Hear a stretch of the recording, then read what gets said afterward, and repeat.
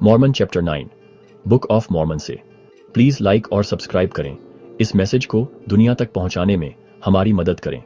परमेश्वर के एक भविष्यवक्ता मारोनी उन लोगों के बारे में बात कर रहे हैं जो ईसा मसीह में विश्वास नहीं रखते। जब प्रभु आएंगे क्या तुम विश्वास करोगे? देखो, जब पृथ्वी लुढ़क जाएगी और तत्व प्रचंड गर्मी से पिघल जाएंगे, क्या तब भी तुम परमेश्वर को नकारोगे? क्या तुम अब भी मसीह को नकारोगे और परमेश्वर के मेमने को देखोगे? क्या तुम अपने पापों के अपराध बोझ तले उनके साथ रह सकते हो? एक पवित्र परमेश्वर के सामने नर्क की दंडित आत्माओं के साथ रहने से तुम ज्यादा दुखी रहोगे। जब तुम परमेश्वर और उसकी महिमा के सामने अपनी नग्नता देखोगे तो अपराध बोध की आग तुम्हारे भीतर जलेगी। प्रभु की ओर मुड़ो, यीशु के नाम पर जोर से पुकारो ताकि उस महान दिन पर बेदाग और शुद्ध पाए जाओ। अब आइए उन लोगों के बारे में सोचें जो रहस्योद्घाटन, भविष्यवाणियों, उपहारों और चंगाई को नकारते हैं।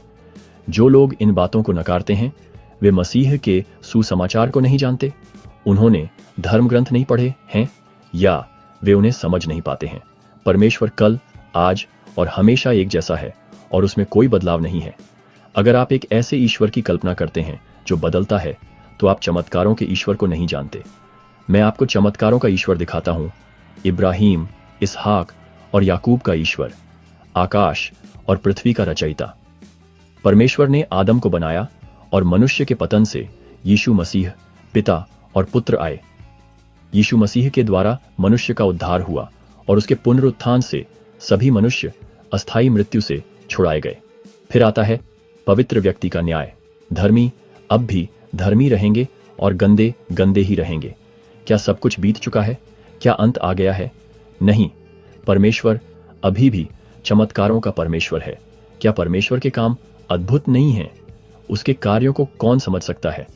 कौन कह सकता है कि स्वर्ग और पृथ्वी का निर्माण कोई चमत्कार नहीं था या उसके वचन की शक्ति ने मनुष्य को नहीं बनाया? यीशु मसीह ने अपने प्रेरितों की तरह कई शक्तिशाली चमत्कार किए। अगर चमत्कार हुए थे तो परमेश्वर चमत्कारों का परमेश्वर क्यों नहीं रहेगा? वो बदलता नहीं है। अविश्वास और सही रास्ते से हटने के कारण चमत्कार बंद हो जाते हैं।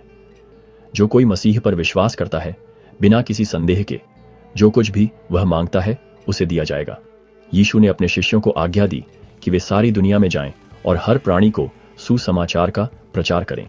जो विश्वास करता है और बपतिस्मा लेता है वह बचाया जाएगा, लेकिन जो विश्वास नहीं करता है वह दंडित होगा। विश्वास करने वालों के बाद निशानियां आएंगी। दुष्टात्माओं को निकालना, अन्य भाषाओं में बोलना, बीमारों को ठीक करना और नुकसान से बचाना।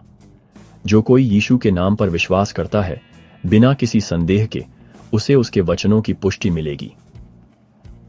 प्रभु के कार्यों के खिलाफ कौन खड़ा हो सकता है? उसकी बातों को कौन नकार सकता है? उसके कामों या उसके बच्चों को कौन तुच्छ जानेगा? प्रभु के कार्यों का तिरस्कार करने वाले आश्चर्य करेंगे और नष्ट हो जाएंगे। प्रभु के वचनों पर ध्यान दो, विश्वास से मांगो और पूरे दिल से उसके पास आओ। अपनी परिवीक्षा में बुद्धिमान बनो। अपने आप को अशुद्धता से मुक्त करो और स्वार्थी इच्छाओं के लिए मत पूछो, बल्कि सच्चे और जीवित परमेश्वर की सेवा करो। बपतिस्मा और प्रभु भोज में भाग लेने के योग्य बनो और सब कुछ यीशु मसीह के नाम पर करो। यदि तुम अंत तक धीरज धरोगे तो तुम बच जाओगे। मैं ऐसे बोल रहा हूं जैसे मैं मृतकों में से हूं, यह जानते हुए कि तुम्हारे पास मेरे शब्द होंगे। हमारी अपूर्णताओं के लिए मेरी या मेरे पिता की निंदा मत करो, बल्कि धन्यवाद दो कि हमारी अपूर्णताएं तुम्हारी शिक्षा के लिए प्रकट की गई हैं। हमने यह अभिलेख सुधारे हुए मिस्री भाषा में लिखा है, जिसे हमने अपनी बोली के अनुसार बदल दिया है। अगर हमारे प्लेट बड़े होते तो हम इब्रानी में लिखते, लेकिन हम अपनी लोगों की भाषा में लिखते हैं। प्रभु जानता है कि हमने क्या लिखा है और उसने हमारी भाषा की व्याख्या के लिए साधन तैयार किए हैं। ये बातें हमारे भाइयों के खून से हमारे वस्त्रों को छुड़ाने के लिए लिखी गई हैं, जो अविश्वास में दूर हो गए हैं। हम सभी संतों की प्रार्थनाओं के अनुसार अपने भाइयों की मसीह के ज्ञान की ओर वापसी चाहते हैं। प्रभु यीशु मसीह यह अनुदान दे कि उनकी प्रार्थनाओं का उत्तर उनके विश्वास के अनुसार दिया जाए और इज़राइल के साथ अपनी वाचा को याद रखें, उन्हें हमेशा के लिए आशीर्वाद दें। सुनने के लिए धन्यवाद और ये शब्द आपको आपकी आध्यात्मिक यात्रा पर प्रेरित और मार्गदर्शन करें। अगली बार तक